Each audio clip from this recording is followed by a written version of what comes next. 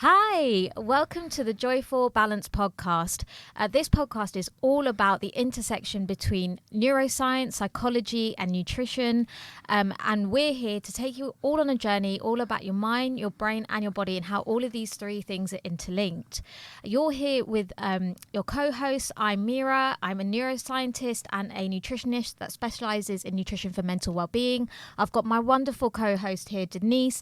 Denise is a cognitive behavioral hypnotherapist. So we're your dream team to take you all on a journey, all about your mind and your brain, and we're going to help you put it all together just as much as we're doing it for ourselves. So welcome. Today we're going to be talking all about self-talk. Absolutely. But how important it is. Absolutely. Yeah, I'm intrigued to see where this conversation is going to go. But first and foremost, how are you doing, Denise? I'm good. I'm good. For those of you not knowing, I wasn't in the UK for quite a while, so I'm here for a little while now, and it's readjusting. I bet it's interesting, I have to say. Yeah, because without giving away too much, Denise looked like she was on a stunning island, and to come back. But you know what? At least you come back in the middle of a heat wave. I did. That's good for my tan. Yeah. But. Look, heat wave in London is not like a heat wave on an island. Yeah. So from that point of view, it's good to be back. It's definitely different to be back after getting used to being somewhere else. But yeah, good. How are you doing? Well, I'm happy to have you back, first of all. Thank you. Even if it means I had to drag you away from a beautiful island. But no, I'm doing all right. I think this is going to be a really interesting discussion, actually, for me. And I'm going to be as open as I possibly can, but I'm also on the countdown because I'm actually going away at the end of this week. I'm so excited. It's like my first, I've been on a flight since COVID, but I've not been on holiday since COVID, so I had to fly for work, which wasn't quite the same. So I literally cannot believe I'm 3 days away from being on a beach. I know, I'm so lucky. That sounds so amazing when you say it. I know, it's ridiculous. So yeah, all good. Good. And what are you telling yourself in preparation for this journey? Journey on this podcast? On the holiday. Oh, try and have fun. I think I have told you, I'm a bit of a nervous flyer, which is no shock to anyone because I'm nervous about everything. Please refer back to the previous podcast episode where I talk about my little journey to a psychiatric hospital. But yeah, so I'm a little bit nervous about a few things, but I'm telling myself, you know what, you'll get there and you'll be so happy you're there and you're just going to enjoy yourself, do what you want to do, be as healthy as you want to be, just take it each moment as it comes and just enjoy it. Just absolutely enjoy it. Great.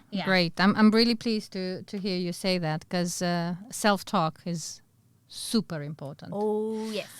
And that is what we want to talk to you about, guys, today. So why what we say to ourselves matter. And I would ask you, why do you think what we say to ourselves matters? Because it can either be productive or counterproductive, so helpful or unhelpful, right? Because if you're talking to yourself in a really negative way, like, I can't do X or this won't work out, you're setting yourself up to make things so much harder for yourself in so many ways. So A, you're going to feel really rubbish, and B, you're going to have less confidence to do the thing that it is that you want to do in order to feel like you're going to achieve something. So for me, a big one as an example, and I may be already derailing the conversation, so apologies if I am, but it's exercise for me always feels really intimidating, like going to the gyms, but I'm trying to get back into going, and so I'm having to tell myself, everyone else's opinion of what I'm doing doesn't matter. As long as I'm feeling comfortable, safe, I'm pushing myself to a point that I want to push myself, and I'm not overdoing it, feeling under pressure to overdo it, then I'm still doing a really good job.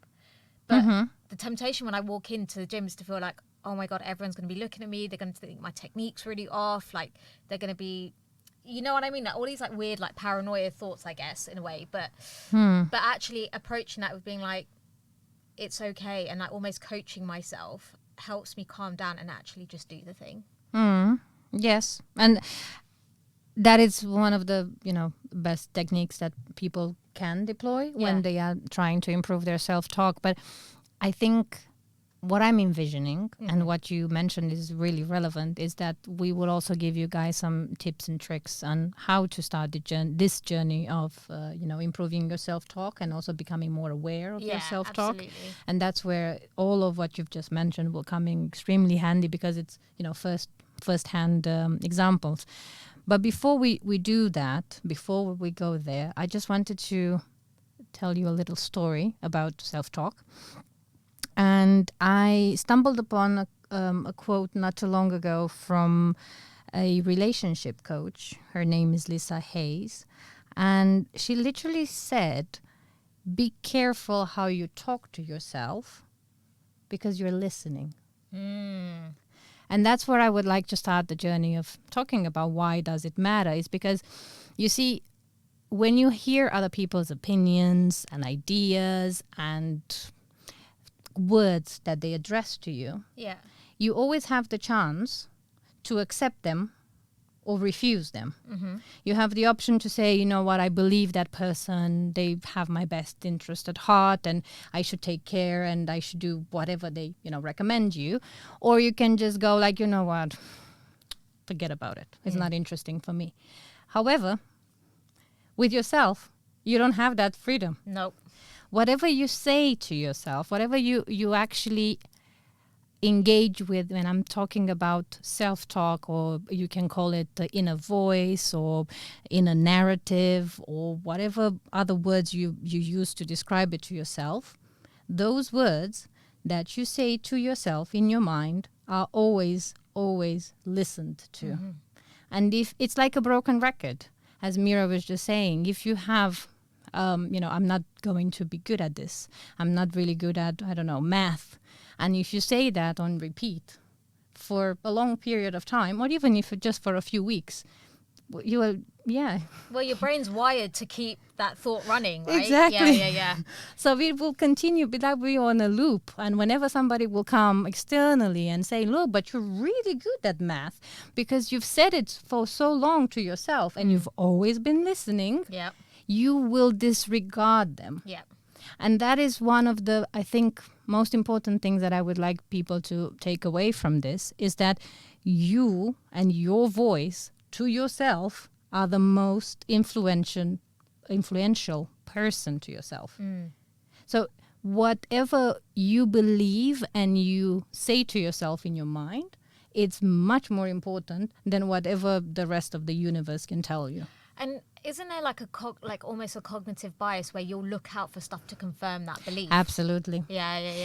That's the point. And in therapy and psychology, we call it self-fulfilling prophecy. Yes. Because we go on the journey, I'm really bad at this, I'm really bad at this, I'm really bad at this. And guess what? You are going to be very bad at it. Or you'll find the one instance where you were bad at it and you'll disregard the 9 times that you were amazing. Absolutely. Yeah. Because what you are looking for is this confirmation bias and you're looking for the self-fulfilling prophecy. So it's like, I told myself I'm not going to be able to do it. And in a very weird, twisted way, you get reward from that in a very weird, twisted way because you were right in thinking X and it fulfilled as you thought about it. You're going to get the hit of pleasure, although you didn't want that outcome. Yeah. So let's say, for example, you have to have a presentation right in front of people and you're thinking from the set, okay, it's going to be horrible. It's going to be horrible. I'm going to lose my words. People will start laughing. And, you just have all of these negative ideas in your mind and you repeat them to yourself. I'm no good. I'm not worth being on that stage. I'm going to stumble. I'm going to do this, this, and this. Well, once that comes to life and it happens, meaning you stumble, you don't do the right presentation, you feel, really uncomfortable on that scene, when it comes to fruition in the way that you imagined it, you get a hit of pleasure because you're like thinking, exactly what I said to myself happened. Yeah, I would definitely say I identify with that in the way, like, when I was in the depths of, and I'll try not to be too dark, but like when I was in the depths of my depression, like I definitely felt I got some really weird sadistic pleasure out of being so horrible to myself. And like I really had to work very hard to pull myself out of that. So yeah, I can totally imagine that being a thing. Like, yeah. It unfortunately, that's how our that's how we are wired. We look for confirmation. Even when you think about political views, so this is not so much about self-talk, but outwards, when you share your views, you kind of tend to go along with people who have the same views as you. Yeah. And one of the things that is always encouraged is to see people from different perspectives, different ideas, different beliefs, because that what we use a lot in therapy is sowing doubt, because that's so doubt in the sense of, so what I believe is not necessarily true for everybody else. And then by having that slight doubt in your mind, you're like, so maybe let's look at it from this perspective. And you start to problem solve sometimes when you need to problem solve. Yeah. But if you imagine in a world where everybody believes the same things as you say to yourself the same things as everybody else, there is no doubt. That's what you're going to become. Whatever you think, whatever other people around you are. Because it's exactly, it's like a norm. Yeah, yeah. You don't get out of the norm because everybody is the same. Therefore, there's no point in having a different perspective. Yeah. But we don't live in that world. We live in a very dynamic, diverse world where everybody has their views. And the same thing applies to our own self-talk, because we can grow up with it in a certain way, or maybe we learned in childhood that we really should be quiet when we wanted to be very loud, or somebody told you you're bad because you broke a vase or something, and you maybe internalize that, and then whenever something happens you think, I'm bad, and you say that to yourself on repeat. And don't forget, you are always listening. And then whenever it happens again in adulthood and in everyday life, the first thing you think is, I'm bad. Yeah. And that is why it matters, because whatever we say to ourselves, it affects our emotions. Yeah. It affects our mood. Absolutely. It affects our actions, our thoughts, because you can go into that spiral of almost like, I'm bad, therefore I'm not worthy, therefore. So you get those thoughts in a spiral. Yeah, that absolutely happens to me all the time, guys, all the time. And then ultimately it affects your performance. And of course, goes without saying, your confidence, your self-esteem, and, and in some instances you try to seek that validation, that confirmation from other people. And then when you look around you, you realize that they are not providing you with the challenge to change your thought pattern or to change your self-talk. They're actually confirming what you already think about yourself.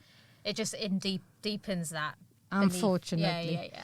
Yeah, so what I'm wondering is, are you aware of the talk you have with yourself?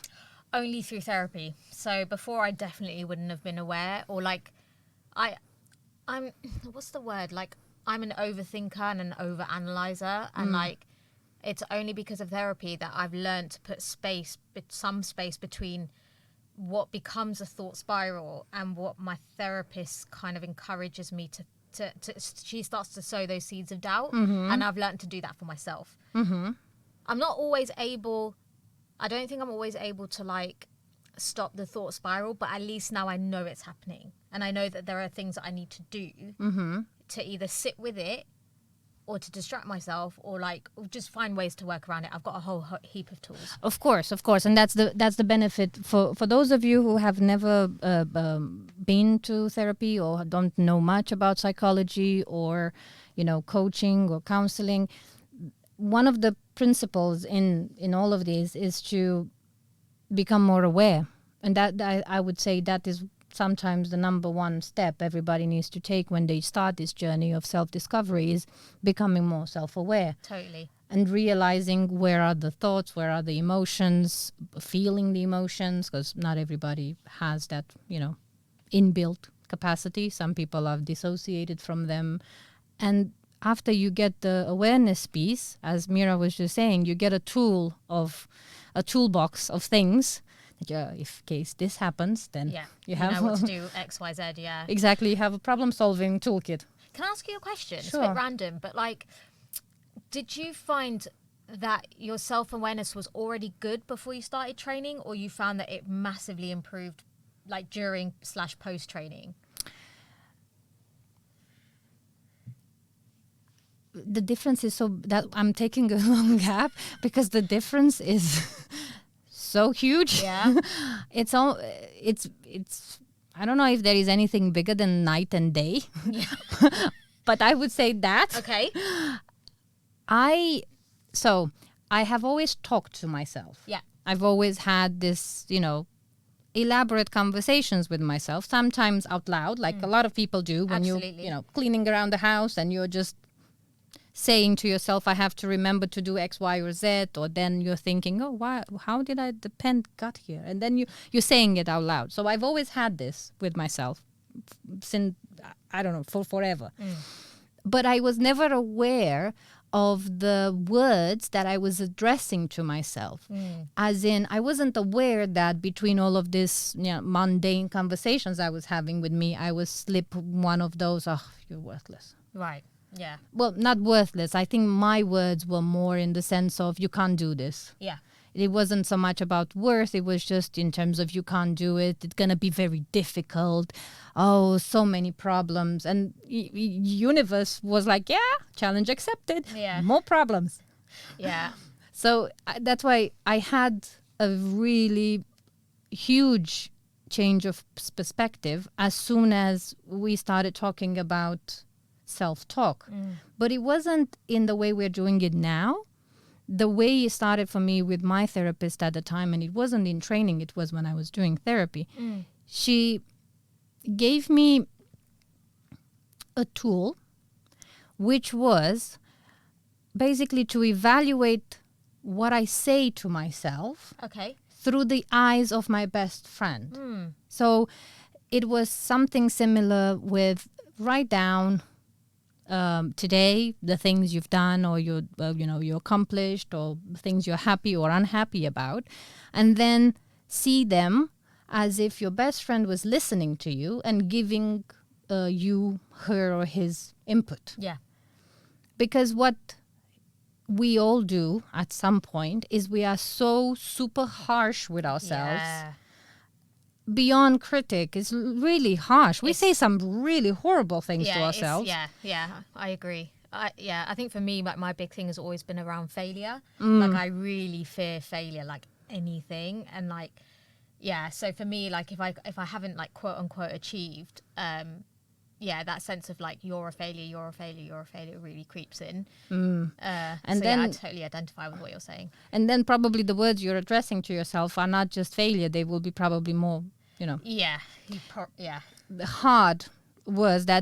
That's what my point is, that you wouldn't tell a friend. Absolutely. You wouldn't rock up to your friend and say, you failed at this podcast, you rubbish, You blah, blah, suck. blah, blah, Yeah. blah. You wouldn't do that. No. You would go there with compassion, with empathy, with curiosity. You would try to problem solve with them. You will sow doubt because you will remind them of all of those many times when they succeeded and they can't see it because this thing failed, therefore their whole life failed. Yeah, you've just got that negative mental filter, haven't you? Yeah. And that's what happened to me. I had to start practicing, because it was a practice. I started from nothing, guys. I mean, Same here. I had no awareness of the words that I was saying to myself. And then slowly, I was like, oh, so if I was my best friend, I would say this. I would be, I'm so proud of you that you managed to wash your dishes before 12 noon. It's not a huge accomplishment, by no means. And that's what I think is very important to punctuate, is when you want to change your self-talk or your inner voice or your narrative, you don't have to start huge. I won the Olympics, therefore I can start changing my inner conversations now. No, you can start with little things and just trickle in. Oh, I'm so proud that you showed up on time with yourself. Yeah. But it's interesting because like the type of sort of therapy that I've done focuses a lot around this idea of like reparenting.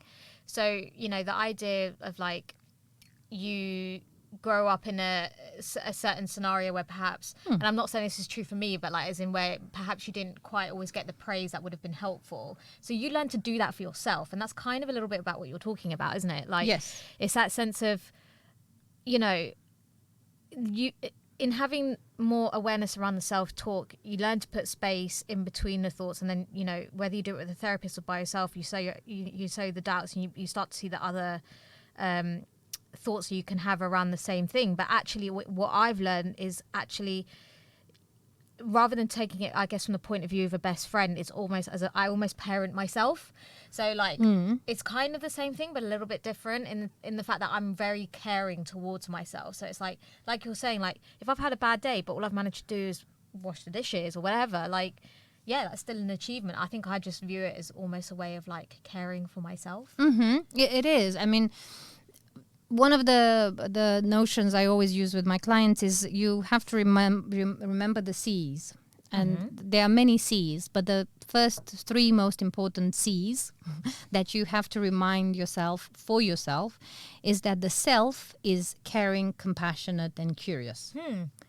You're the self, in the sense that you at your core, without all of the beliefs and without everything else, you are curious, compassionate, and caring. And that is for yourself, as you just described. So it is similar in the sense that that's what we should all be doing. Yeah. It's just sometimes not everybody needs the reparenting element. Some people just need this, becoming aware and realizing when it happens. Yeah, and it's also, I think, a bit of a direction thing, like a directing your thoughts. Do you know what I mean? Like, but what I did want to say, and hopefully it's all right to say this, is like it's a practice. Yes. Like it's like speaking from personal experience, not necessarily professional. Like as someone who's done this a lot, like it really is a practice, and it's a skill that you have to learn, and that only comes from doing it again and again and again and again. It is definitely. That's how I started with it. It was homework that I had to do, because the approach I took for my journey of therapy was a cognitive behavioral one, and it is about putting things in practice. It is about doing your homework, so to say, and doing your own little experiments to see how those situations or triggers would actually affect you in real life. Because the way that I have seen therapy, and that's how I see it with my clients, is that it's all good and dandy if you're happy in the space when you are in the session, but I want you to be happy outside of it. Yeah. And for you to be able to do that, you need to sometimes do something uncomfortable just to see how you are going to feel in that trigger situation, and then learn from it. And for me, this particular practice of self-talk was a practice. Yeah. And initially, I took it, I did it for 3 days, and I was like, yeah, whatever. Yeah.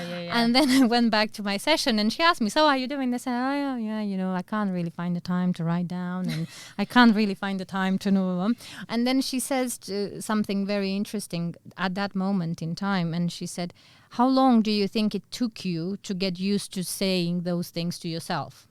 And I was like, years, Probably I started when I was tying my shoelaces, and I was telling myself you have to do the bow in a certain way, and then I did that with everything else that I've learned, and then obviously the negative self-talk is to some extent self-taught. Yeah.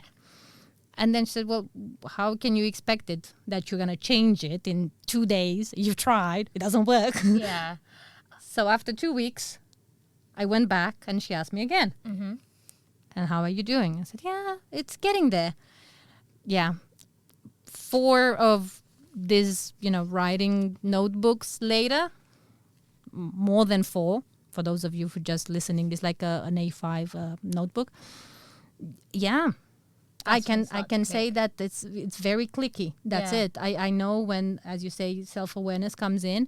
I know when I'm starting to say something which is catastrophizing a small little insignificant situation. I'm turning it into, oh my God, this is the end of the world. I was so bad at this or whatever.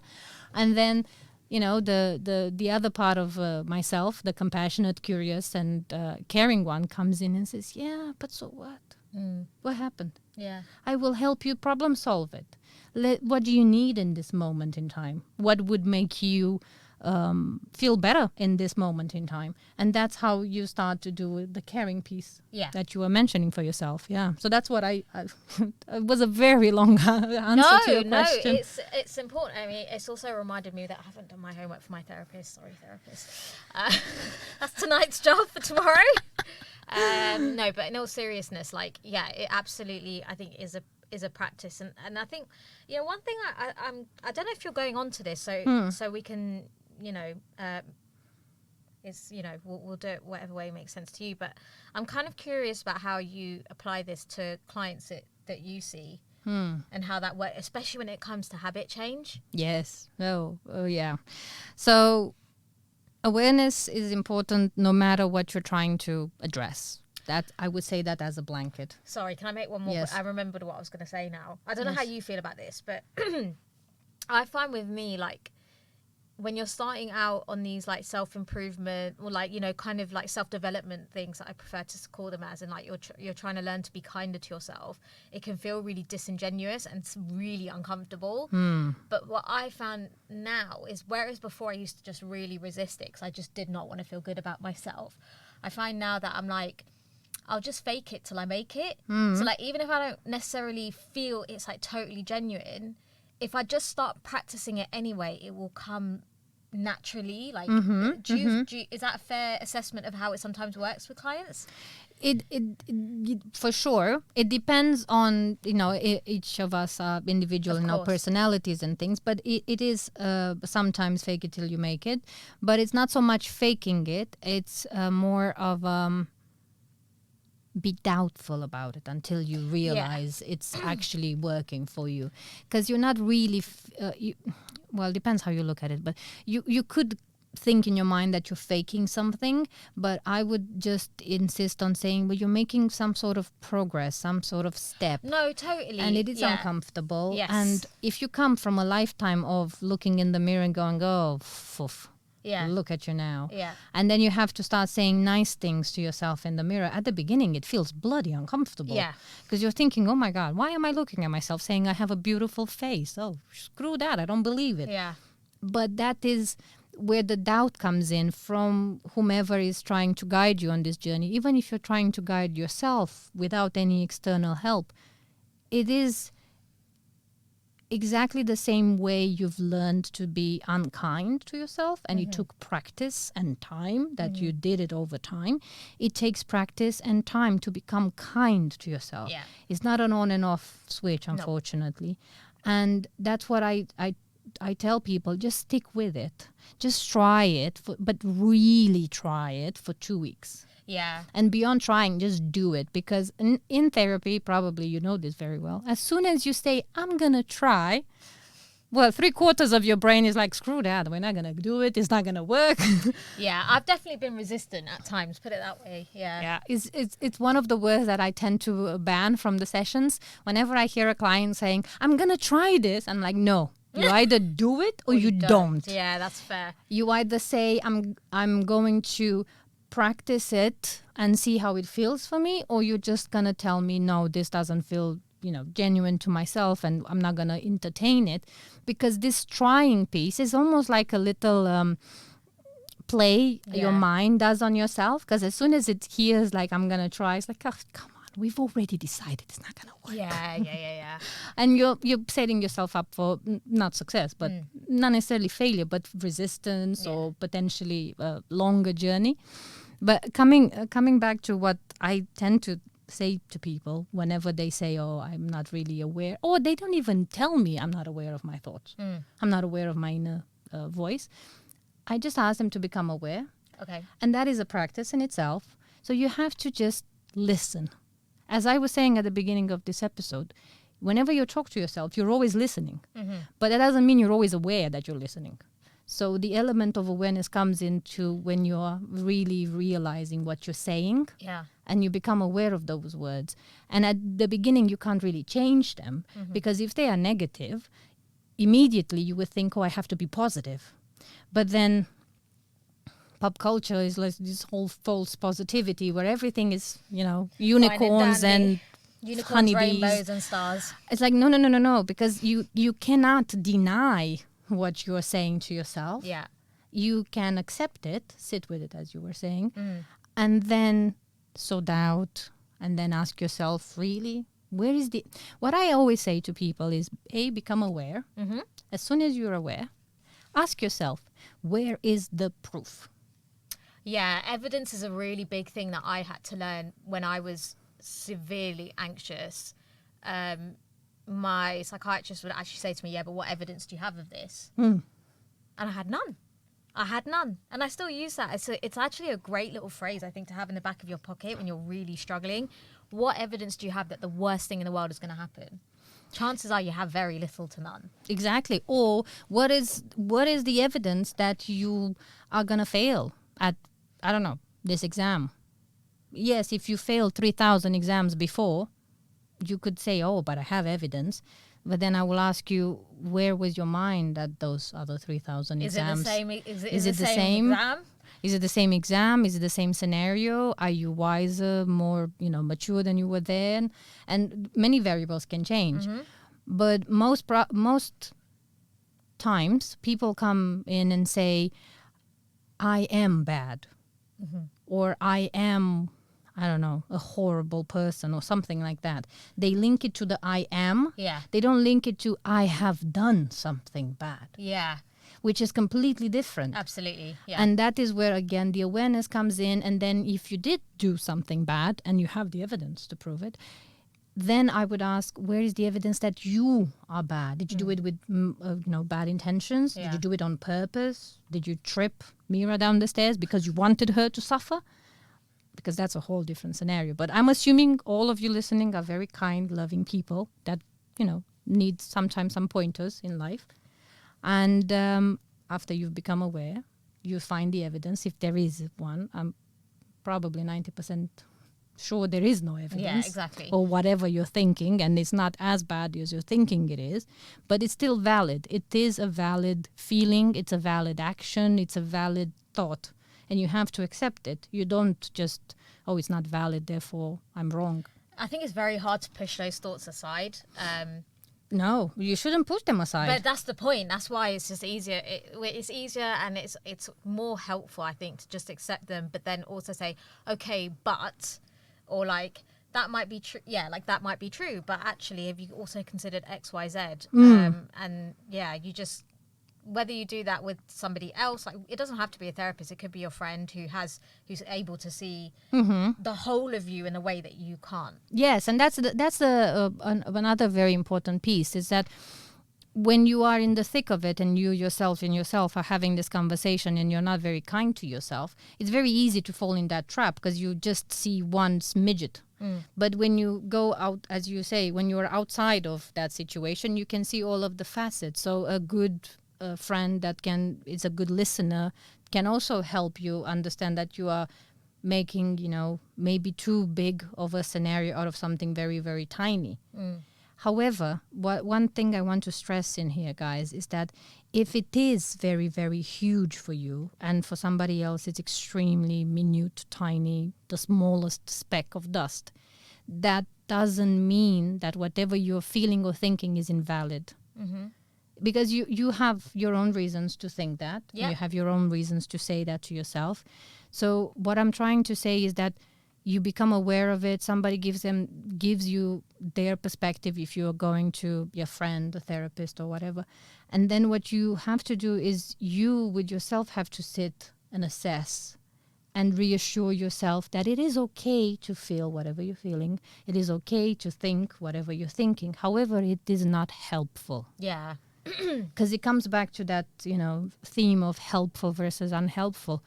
And as soon as you realize for you, it's not helpful to think that I'm bad, you will want to problem solve and you will want to replace that with something that becomes more helpful for you. Yeah. Because that is just in our human nature. We want it to be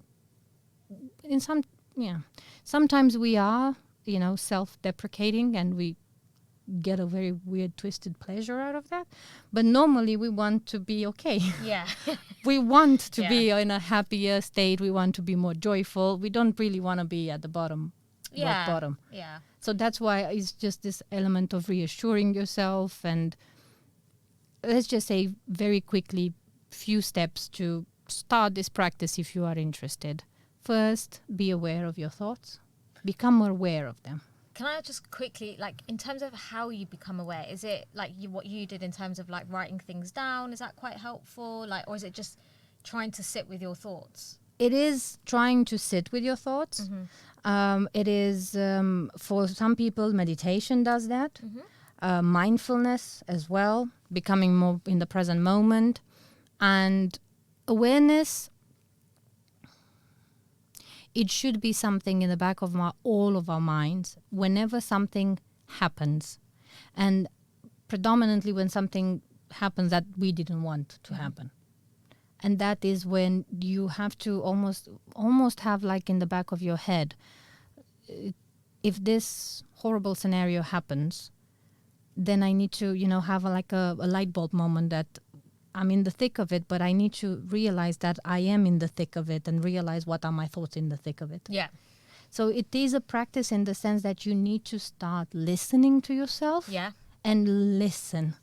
When you're doing your chores around the house and you're talking to yourself, when you're on the phone and in the back of your mind you're thinking, oh my God, this woman can't shut up. Those kinds of things, you become aware slowly, It's a little bit of everything every day. It's like you're dialing up. And then the volume. And then at some point you'll be like, I just said to myself that I'm whatever despicable human. Why did I say that to myself? And become your best friend. But it takes practice and it takes this doubt in the back of your head that at some point you need to listen. I don't know if that makes sense. Well, I think for me, like, I think it's a case of, I think it's interesting you bring up meditation and mindfulness, because the way that I see them working is that they also help you put space between your thoughts and certainly the judgment that you put against them, because you slowly start to realize that the self-talk that's not helpful is just self-talk. It's not fact. And it's like, it's actually one version of a truth. And so in doing those kinds of exercises, you just learn to just witness what's going on rather than really bite into it. And I think that's a kind of key to the awareness piece, is just knowing that it's like trains on the track. They kind of just go past. That's what awareness is. You don't interfere. You just realize it happened. So some people prefer to think of themselves or their thoughts in third person. So like, oh, Mira just said X, but it's like you. But I'm thinking that. Exactly. Yeah. So, Denise just thought that she's bad. Oh, it's like some people like to have the distance, as you mentioned. Others, similar maybe to me, they don't have that distance so much in terms of language, the way they use language for themselves, but they still become aware slowly by practicing to become aware. Because awareness, what does awareness mean? Is that you're aware in that particular moment when something has happened. Yeah. That's what it is. You don't interfere with it. You don't necessarily change it. You just, just happened. Yeah. Oh, that thought, that train just passed through my train station in my mind, thinking, woo. Yeah. Oh, why did I do that? And then you start questioning it. Yeah. I think for me, like, what I've often heard, I can only speak from the perspective of therapy, but like, what you can often end up doing is internalizing your therapist's voice, and that's actually a sign that you're healing. So I think after the whole awareness piece and self-talk, when you get to a point where you can actually start to have the other perspectives on the same situation, where it's like, okay, maybe I'm not a failure. Maybe that was just a bad circumstance because something else happened in the universe that just meant it wasn't your day that day, or whatever it is, right? Like, let's just like, you failed a test. Well, maybe you'd gotten really bad sleep for the week before and it massively affected your performance, and that's Absolutely. out of your control, really. And I think the way that I have learned to do that is because I'm in my mind, I'm always like, well, what would my therapist say? Or what would your best friend say? Or what would yeah, exactly. It doesn't have to be a therapist. It can be someone that thinks the world of you. And that's but that only comes once you have the self-awareness that you're having certain thoughts then it's kind of like a step process. You're aware you're having the thoughts, you learn to put space, and then you learn to apply the other perspective. Yes. And it's building those layers. It takes time, it takes effort, but it's definitely well worth it. Absolutely. And what I wanted to say is that not only what we say to ourselves matter, it's also how we say it to ourselves. So they've done a recent study, and the name of the study is Self-Talk as a Regulatory Mechanism. How you do it matters. And out of the study, what it came out is that not only what we say to ourselves is important, because remember, we're always listening, but how we express it and how we manipulate language to say it to ourselves also plays a role. Okay. Because it's one thing to go around the house and think, oh, I'm bad. And another one is to go, oh, I'm bad. I'm just this horrible. It's the tone and all of the that kind of tone, thing. the intonation, the feelings you attach to it. It's extremely important. And circling back to what you can do in this stepped approach, A, becoming aware, B, trying to reassure yourself that it's okay to have these feelings, and then treat yourself like your own therapist or your own best friend. Yeah. That is where also the change happens, because you cannot continue to think the same things about yourself and say the same things about yourself if you use the other perspective. It's just naturally changing. Yeah, it is. And I think just putting it back to like our day jobs, I think what's the reason that self-talk is so important in what Denise and I do is it can be really difficult to think that you've got agency to change things in your life. So whether it's like perhaps having a more brain-friendly diet, or feeling like you've got the ability to like improve your sleep habits, or whatever it is, right? If your self-talk is super negative and like, I can't do this, I'm gonna fail, and all these things, it unfortunately sets you up to either not even try, which I've definitely been guilty of in the past. It sets you up to really hate the process of change, because you think you can't do it, because you think it's rubbish, because it's not going to achieve anything. And it just makes the process of like feeling well and happy in yourself much, much more difficult. So the reason that, having this self-awareness and learning to have space is that it helps you build your own confidence, that if you are not happy with a certain situation, if it pertains to your health, whether it's you'd want to improve your diet or take up more exercise or improve your sleep, or all these things, you need to have that space in between the thoughts that are going to discourage you from making those changes, so you can have the ones that will help you change. Yes, exactly. And the number one step, I would say, with people who are finding themselves not in their ideal scenarios or in their driver's seat of their lives, as I call it, is to sow doubt. Whatever is at this moment doesn't have to be forever. No, and it's I think the interesting thing about the doubt piece is like, it's also the fact that what you think is just one version of the truth. Like that's something that I've really begun to understand in the last few years. And like, I've seen it with friends who've perhaps struggled emotionally at points. It's guys, it's one version of the truth, and it doesn't actually mean that it's the truth in and of itself. No, and it doesn't portray what the reality is going to be like forever. So what I'm trying to say is that if today you, dear listener, are having a really crappy day, and for whatever strange reason you decided to listen to this episode, I'm very happy you're here. Me too. And secondly, I would like you to know that whatever it is now, there is a way to change. Maybe not drastically, maybe not radically, because, there could be many facets involved. It can be, health and medical issues and whatever else. But there is always the chance to do something, even if it is as tiny as washing the dishes, that will change your reality. Totally. For that particular moment in time. So whatever is at this moment, try to see and problem solve for yourself with external help if you need it, and if you can access it.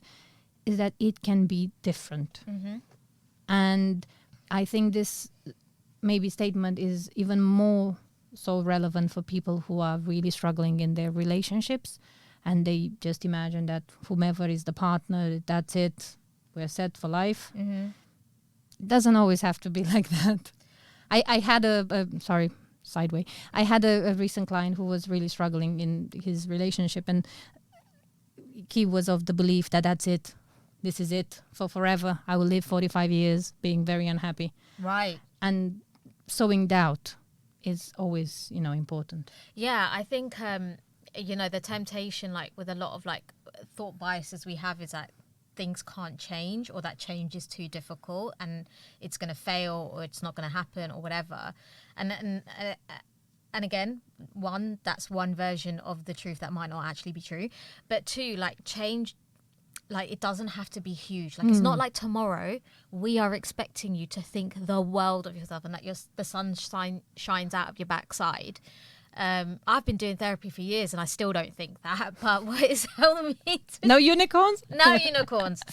But, I think, what Denise is saying is like, it really is a stepwise process. And if today, in the crappiest of crap days, you manage to wash dishes, that's still a massive win.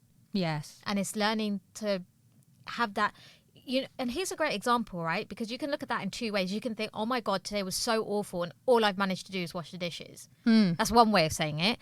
And then you're like, or the other way of saying it is, oh my God, today was terrible. I felt awful, but I still managed to wash the dishes.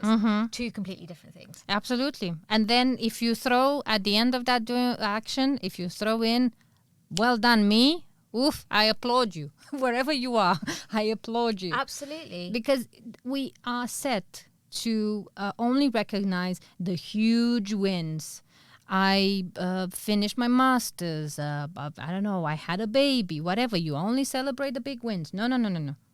We celebrate everything. We celebrate the fact that we are here in this studio, alive and well, and we are having a joyous moment. That is a celebration in itself. And that is what, as Mira was saying, every little thing matters and counts. And if that is the one thing that you managed to do today, well done you. Yeah, great. Yeah, great. Great. We got to the end. We solved everyone's problems. Job done. No. No, we're teasing. I know. So I just wanted to do a very short recap. We don't necessarily tend to do recaps because, we have a free-flowing conversation, Mira and I, and we're trying to take you with us on the journey. But for today, I would really, really like to leave you with two things. First is be careful what you say to yourself. You're always listening. And second is, if you take only one thing from today, please treat yourself with curiosity, compassion, and care. The 3 C's. Absolutely. Thanks so much, Denise. This was awesome. Thank you, Mira, as well. And thank you guys for tuning in. Thank you for listening to us and viewing us on YouTube. We're very excited to have you. And like us, follow us, share whatever, you would like with us. If you want, ask us a question, whatever. We're here for you. Yes, exactly. We are here for you. Not just because we like a fancy podcast studio. And the sound of our own voices. Oh, God. Well, on that delightful note, guys, we'll love you and leave you, and we'll speak to you very soon. Yes, take care. Bye.